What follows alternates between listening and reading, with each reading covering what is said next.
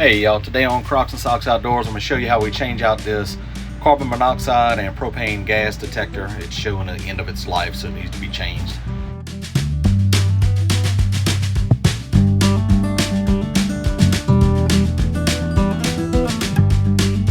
Hey y'all, so welcome back to Crocs and Socks Outdoors. As you can see, we're actually out here at the campground. So we're at Margaritaville for a long weekend. It's Halloween, a couple weeks before Halloween. They do a Halloween thing out here. I'm actually working on another video. You'll be able to go check that out. I'll put the link down here or whenever that video comes out. A review of the campground and stuff like that. But we got a little project today. So a couple days ago while we were packing and getting ready to, you can hear our witch in the background right there. A couple days ago while we were packing to get ready to come out here, walked past camper and heard a beeping noise. So started checking into it and to find out it is that little carbon monoxide propane gas alarm sensor.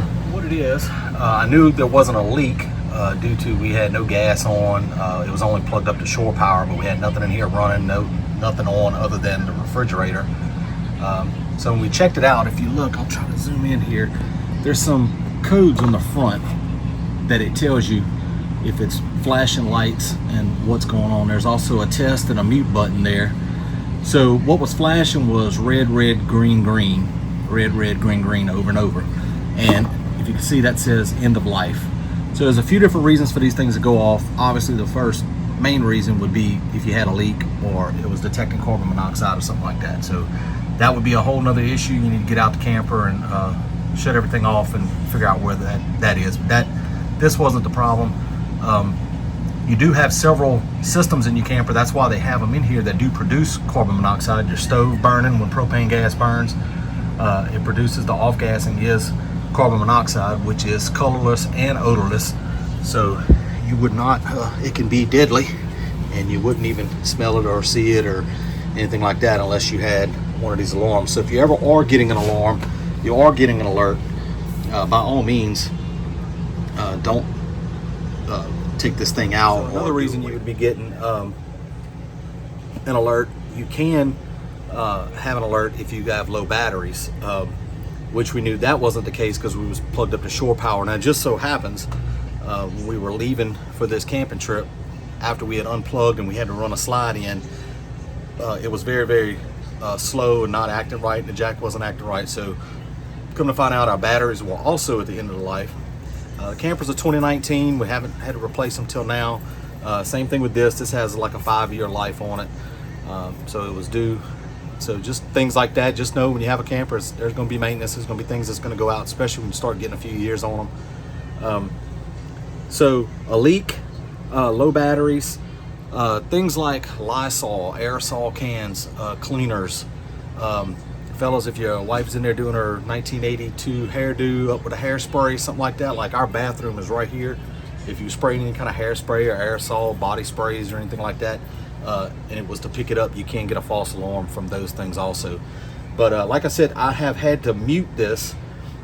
When you hit the mute button, from what I'm reading, you get 72 hours before it goes off again, when it's giving you an alert that there's a problem. So we had to mute it because, like I said, we had a camping trip planned and I had to order one. Now, I did not get the same exact one, this safety alert that's on here. Those don't have the best reviews anyway. I got one with a little bit better reviews and one that I could get in a couple days through Amazon, and I'll put the link there because we didn't want to go very long.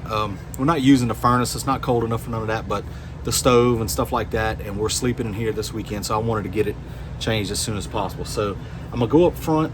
The only thing you got to do to turn off the power would be, I'm going to kill the battery cutoff switch because this does run off of your 12-volt system. So I'm going to kill that, and then I'll come back and show you how we have up our Halloween decorations. And get up underneath here. So the battery cutoff switch, got all these spider webs, is located right there. So it's off and on. So I'm just going to switch it around to off, and it just cuts off. That just a battery disconnect is all that is. So we kill that battery disconnect switch. And I'm just going to cut one wire at a time anyway. And it's just 12 volts. So now there's not a whole lot of slack, but if you can see right here, the date stamp on this sensor is November 9th of 2018. So it's past due its time. So just snip that. All right. Now the new one comes obviously with the sensor and with a couple different plates, I think here. So let's see, I don't want to use a big huge plate. Don't have to, but it looks like I'm gonna have to because this little skinny one, because it's a little bit, the hole that this one came out of, if you can see the difference right there, this one versus this one's a little smaller.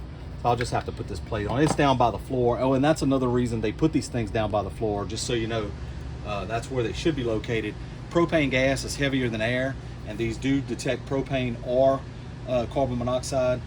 So being that propane would hug the floor normally, that's why they put them down low. Now, carbon monoxide weighs almost exactly the same as air, so it normally disperses evenly throughout the air, so it doesn't matter as far as that. But liquid propane, propane gas in its gaseous form does hug the ground. So, all right, so this one comes with these little, it's very simple, little flip up things. So I'll just strip those wires, and they go color for color, red to red obviously, and black to black.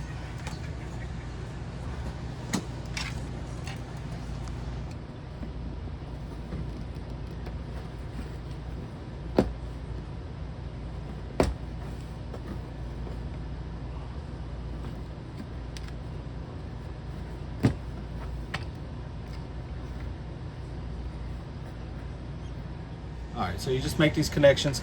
Got to flip these little orange things all the way up, come to find out. The wire shoves in there as far as you can. And the connection's made on that one. And then the black one. All right, so it's locked down. You see we got power. And I think it runs through like a 2-minute test or something. So it fits in here, and then there's 4 little screws that hold the sensor to the back of this back plate if you're going to use a back plate. And like I said, they come with 3 different plates. This one wasn't quite big enough to cover that hole, so we'll put these little screws in there, and then we'll get it screwed off to the wall.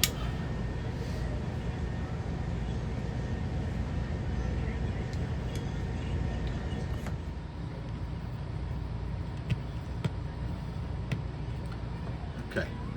So you attach the plate, just make sure you put it right side up, and it just goes back in the wall like that, and then the 2 little black screws that came out of here. Use those.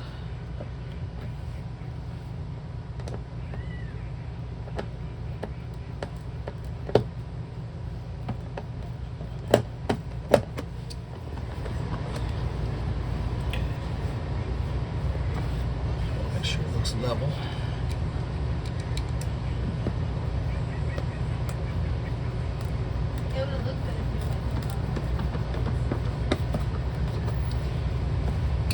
Okay, so that's that. I thought that the battery disconnect would cut off all the 12-volt system, but apparently it doesn't. So anyway, if you're concerned about that, you can always cut that battery disconnect off and just kill all the power to your camper. But it's just 12 volts, and if you just cut those wires one at a time where you're not arcing anything out or shorting anything out, you should be fine. So we didn't have any issues. But you can see it's back on, it's showing power and no alerts. It runs through like about 2 minutes. It's been running through a couple different little tests, and then it settles out. So all right, so that'll just about do it. That's changing out the carbon monoxide and propane gas detector. I'll put the link to this one down in the description. And thank y'all for watching Crocs and Socks. We're gonna get back to our weekend of camping. We'll catch y'all on the next one.